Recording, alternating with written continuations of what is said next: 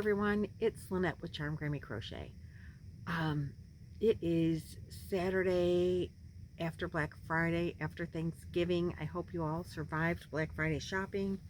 Um, we went to an outlet mall, my daughter and my granddaughter, oldest granddaughter. We had a great time. Well, this is in your way. We had a really good time. Didn't buy a whole lot. I did a lot of cyber shopping already, and it's not even Cyber Monday. So welcome to the yarn room. This is late, and this is just going to be a really quick video because I am exhausted. I look like something the cat drug in because I've been cleaning my rear end off today. We have a walk-in closet. This is a very old house, built in 1917. So it's 105 years old, and it was built with only 2 bedrooms with closets, even though there was 4 actual bedrooms when we moved in, like 4 bedrooms and a dormer. But the 1 bedroom in the attic, the one that Chloe has now, that room was, well, the whole attic had been like partially redone, like they were taking the stuff off the walls. Anyway, Roy finished it, eventually. But back in the day, you built houses with, here in this area, houses were built mostly without too many closets, because the more closets you had, the more taxes you paid. It was a taxable property tax. Accessory was to have closets. So a lot of rooms were built with, or houses with no closets or very few closets, and then you had to have like those freestanding wardrobes. Well, this house has a small closet in 2 of the bedrooms and no other closets. There's no like linen closet. There's no other than this one big closet up here. And it's big enough that it will fit a twin size bed and a small dresser, because someone down the street, very exact same house as this floor plan, they put their extra kid, their youngest, they put maybe a toddler bed and a small dresser in that closet and used it as a bedroom.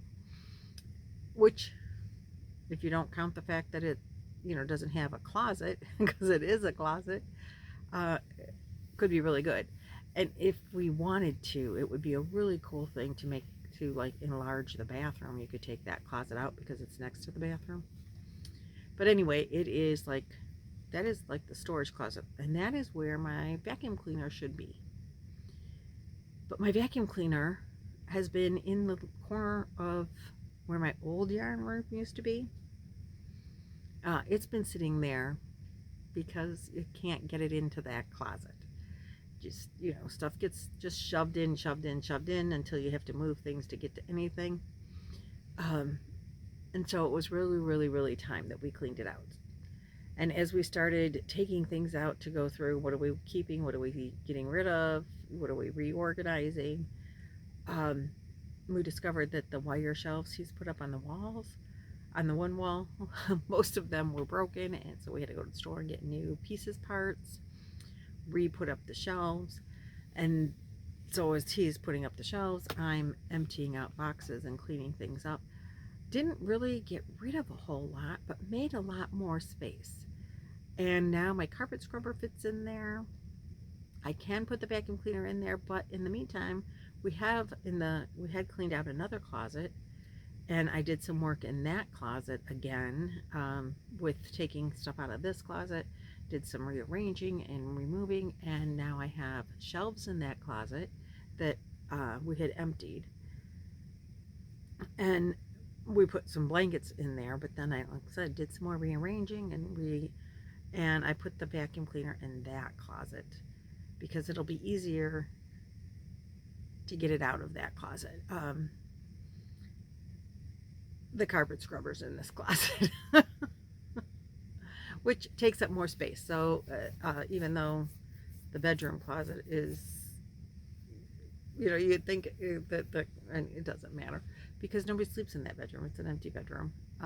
And if I put the vacuum cleaner in there, that's fine. But that is what I did. But my carpet scrubber is no longer sitting in the corner of the living room, and the vacuum cleaner is no longer sitting in the corner of the living room, and that closet has empty shelves. The other closet has empty shelves. I'm like, wow. But I am exhausted. My back hurts and I keep yawning. But that's okay. Roy did most of the like lifting and stuff. I just was bending over sorting all day. So no yarn video and no crocheting so far today. But in my sorting, I found some parts of an old shelving unit, you know, that snapped together. It had, it was, remember when I had the yarn avalanche, if you've been around a while, my whole shelving unit fell over. It was not a very sturdy shelving unit to begin with. The shelves were actually like a papery plastic, and they snapped together.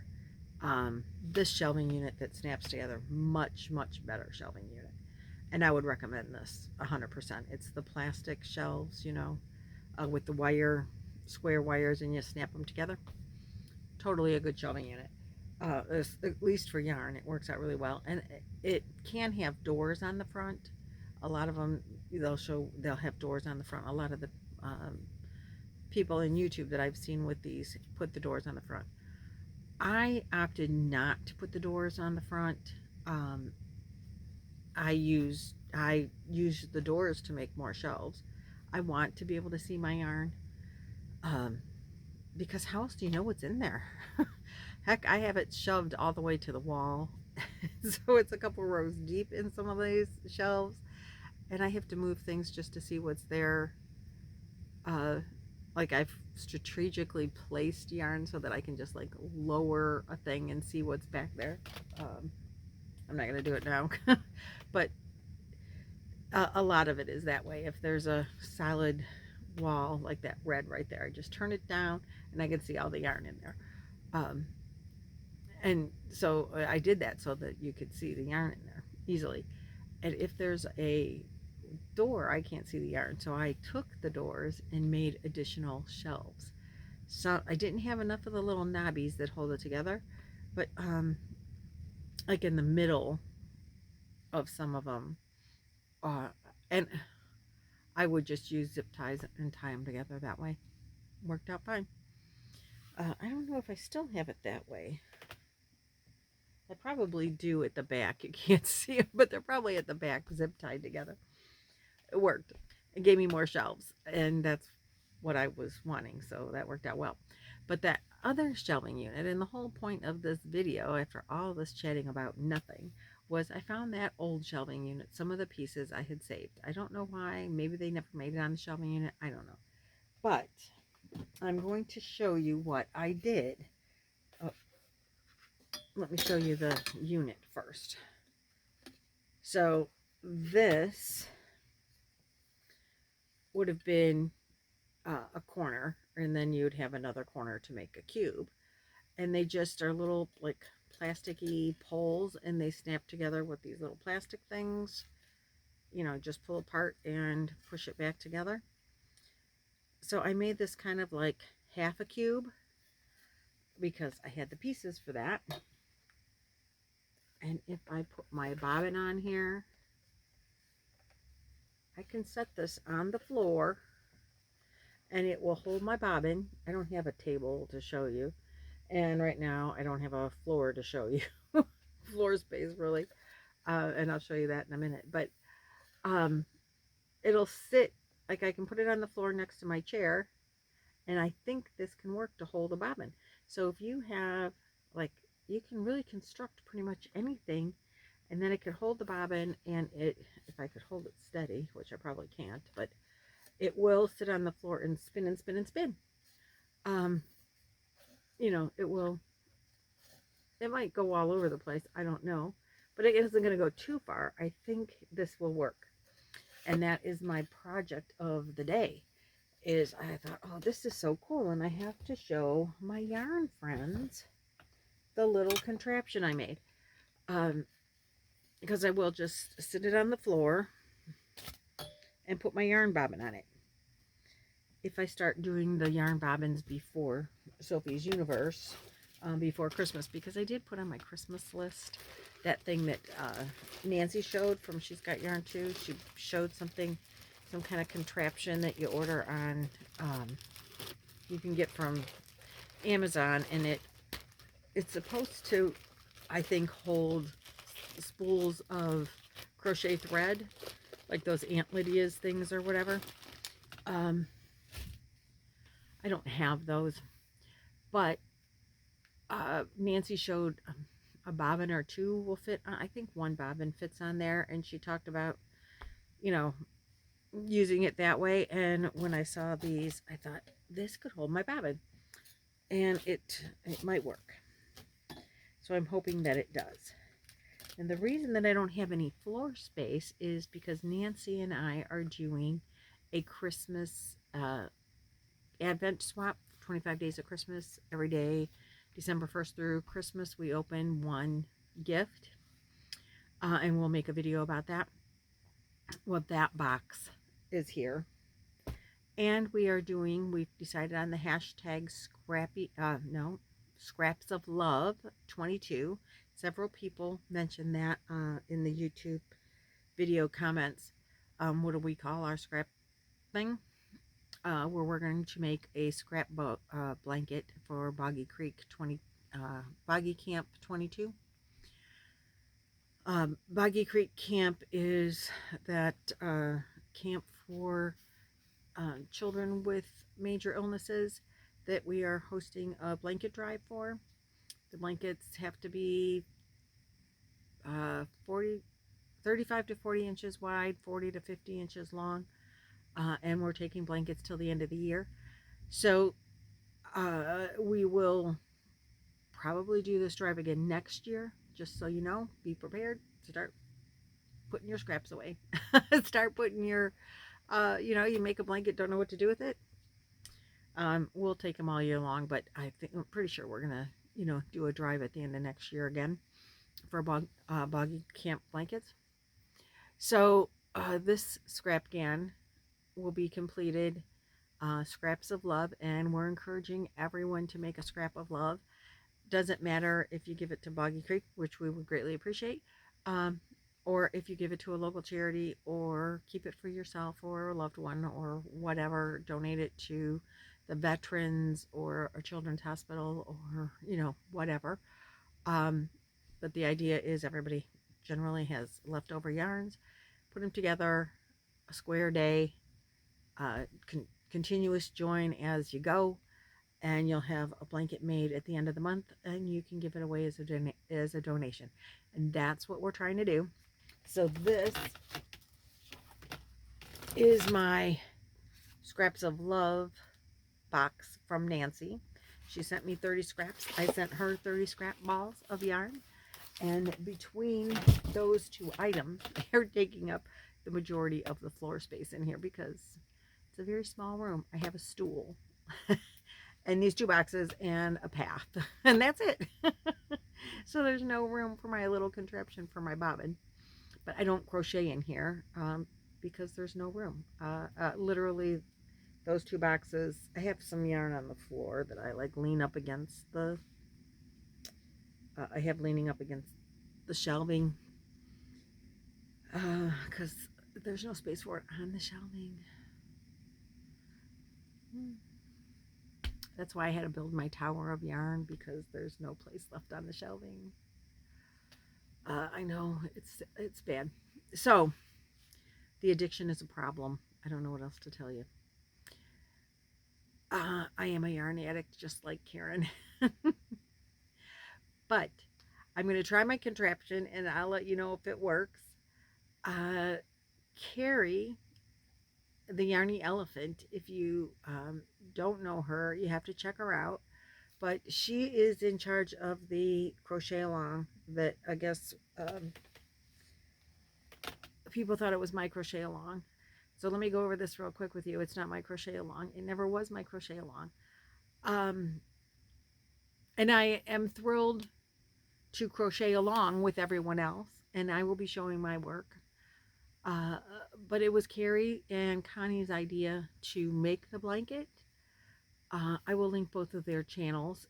Connie is all handmade hyphen Connie.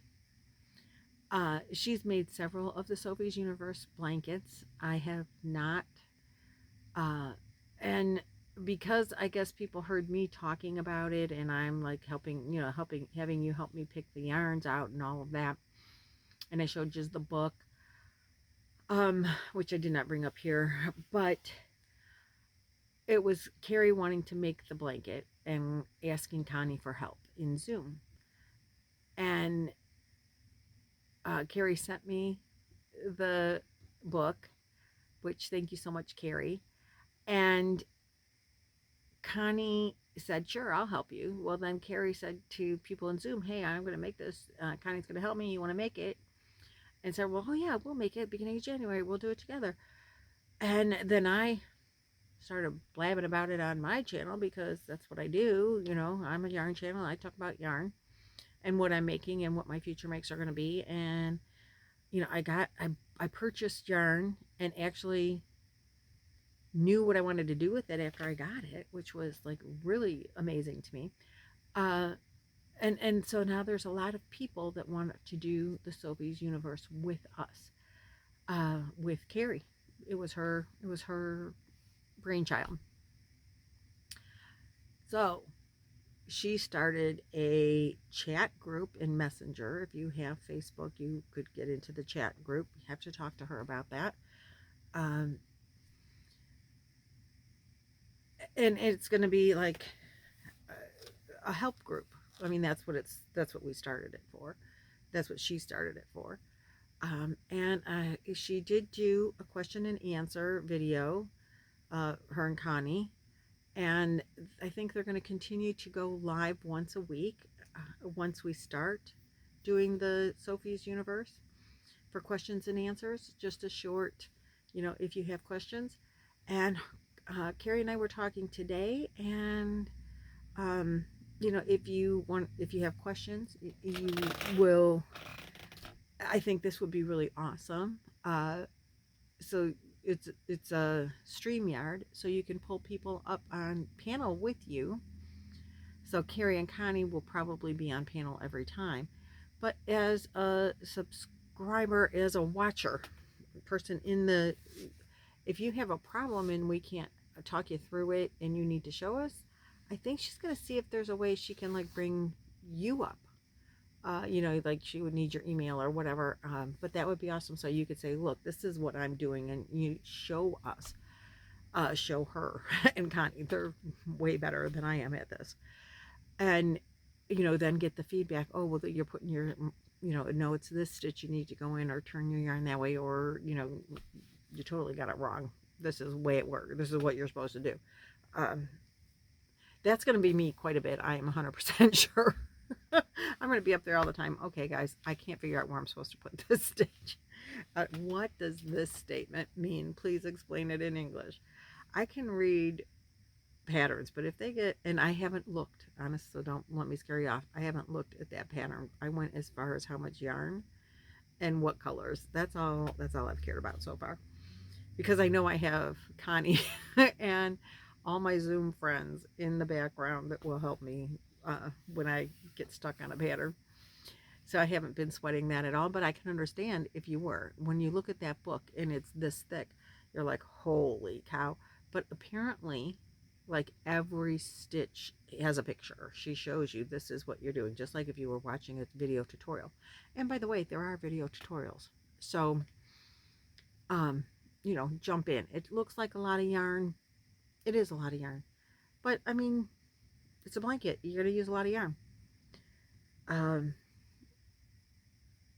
It's, I think, going to be a lot of fun. There's a lot of us doing it. I can't even begin to tell you. I think Jan, an Alaskan crafter. I know Laura made Mimi's Crochet and Farming. I do believe that Daniel from Pawpaw Yarns is doing it, I think. Jennifer from Froggy Went and Knitting. I think Sam and Mike from, maybe. I'm not 100% sure if Sam and Mike from Manfas Makes are doing it, or if Sam is doing it. I and Mike is, or either, but I think they're doing it. I'm not 100% sure. Kayla from Llama Mama Kayla. I'm like, you go, girl. I am there with you. And the idea is to work at the slowest one's pace. But that, ideally, this has gone so crazy out of hand. Not, I mean, everybody, so many participants. Um, I don't know that that's like actually feasible to work at the slowest one's pace. I think Carrie is going to have to like kind of set a pace. And her and I were talking, again, we were talking about it today. I brought them with me when I was cleaning out the closet for part of the tedious parts of things.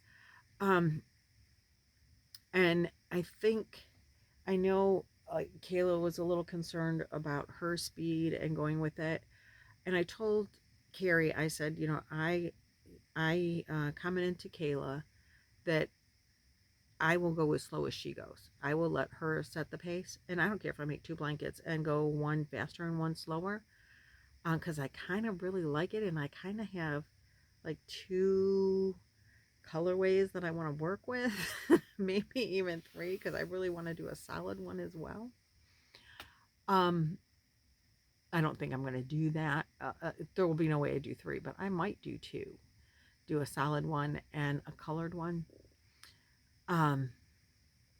So, you know, I could do one at a faster pace and one at a slower pace. Of course, I'm thinking that I can do a faster pace. Which that might be the biggest joke of all. And you can barely get through one at a really snail pace. But I am so proud of Kayla and her. I know, I understand the desire to crochet. You know, when she wasn't crocheting, I'm sure it was killing her, and now I'm sure it's killing her. But she is so determined. I know she'll do it, and I know that in no time she's going to be way faster than me. But at the beginning, I know it's going to be slow for her. She's got to figure it out. Um, the fact that she's even considering it just blows my mind and just makes me that much more impressed with her. Uh, so, but there's no way I'll leave her behind. If she can do 3 stitches a day, I'll do 3 stitches in a day. And and if it takes 10 years, I don't care. But I have every confidence in Kayla that by the end of the month, she's going to be faster than me. And she's going to start a project December 1st. I just saw in a video she made. She has a December project. One of her sons is getting it all together. And I am just so impressed with her and so inspired by her. And as I said, I'm sure if she's got a project that she's going to work on in December, probably by the time Sophie's universe starts, she'll be well on her way. But if not, if there's someone that goes slower than her, might be me, probably. That's fine too. But you know, the idea is no one will be stranded no matter what. Because that's what all the groups are getting together for. And that's what we do in the yarn community, right? We just help each other out. And so we're, you know, we're going to do it as a group as best as possible, but we've got a lot of people. So there's going to be faster people that, you know, they're going to get bored waiting with some of us that are slower. I have so many projects that I like to work on and change up as I go. I don't mind having a project that's going to take me a while. So it doesn't matter to me if it takes 2 years. I don't care. It will get done eventually, and I'm 100% good with that. It's just kind of like the, what is that, the comfy cuddler, whatever knitting thing I'm trying to do, which honestly I have not. I need to frog it. A lot of that pattern needs to get frogged because I did something wrong somewhere and my knits and purls are not where they're supposed to be. I have not even attempted to hold a knitting needle since I broke my arm. And I'm not going to until I'm back to, you know, the cast gets in the way. I'm already clumsy with the needles.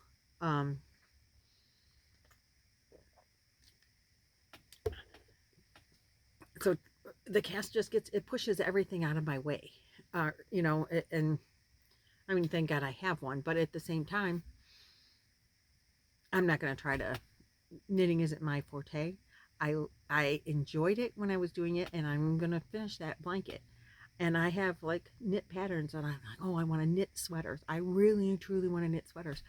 It might take me 5 years to ever even get to the point of starting a sweater, but I will get to one eventually. And I will finish that blanket. And it was going to be a year-long project. So if I have another year-long project with Sophie's for 2 years, I don't care. I don't care. uh, we were supposed to do a row a week, and there's like, I don't know, 35, 48, I don't know how many rows in that, excuse me, in that color blanket. But it takes a lot longer when you have to pull it back. Do 3 rows, pull back 4, you know. So I will be frogging that one day. I just have to lay it out on, but then once I frog it, I'm going to want to work on it. So I just put it aside. It's not that it's even in timeout. It's just that I had it out of sight, out of mind it, because if I enjoyed the knitting, and when I was getting it and I thought I was getting it good, man, I was just a knitting fool, and I thought, oh, this is so fun. I was really, really enjoying it. And so I know if I start working on it, like pull it out, because I can frog it and put a lifeline in on my kitchen table with one arm, no problem. You don't need to use 2 hands to do that. But then I'm going to want to knit. I know I'm going to want to try working on it and see if I can figure out what I was doing wrong, and then I'm going to get frustrated because I'm not going to be able to hold the needles properly. And like I said, I was already not very coordinated at it to begin with. So that'll just be aggravating, and I'm not going to do that to myself. So anyway, that was a bunch of stuff about a bunch of nothing, really, but yet stuff. So I will knit again. I will maybe make 2 Sophie's Universe if I'm fast enough at it to do a faster one and a slower one. And I don't really think I can do it solid. I don't think I have enough of any one. That's 4,200, 4,500 yards of one color. As I look through my room, I don't think I have 4,500 yards of one color, but maybe 2 colors. You know, as we talked about the one day, I thought I could do it in just cream, but I have 6 different colors of cream. So, because I have all this cream up there and they're all a different color, no 2 are alike. But I could order more yarn. I mean, there's always that. And if I did, I think I would go with, I really wish that the bobbins had a solid cream color. I would definitely buy bobbins in a solid cream color. I think white to go. I definitely wouldn't do black. That would just be too hard to see. I don't think gray is the color scheme that I would want. White would be gorgeous, but like, that's like, I don't know, bridal gift. Bridal wear. I don't know. I just can't see a totally white blanket in it. Cream for sure, but I don't know, white doesn't seem right to me. But Sophie's did come in a white. I mean, the bobbins do come in a white. I don't know. We'll see what we end up doing, right? Okay, that's all I really got for you today.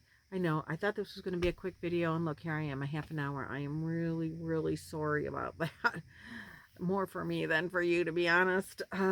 Thanks for sticking around all this time while I babbled on and on.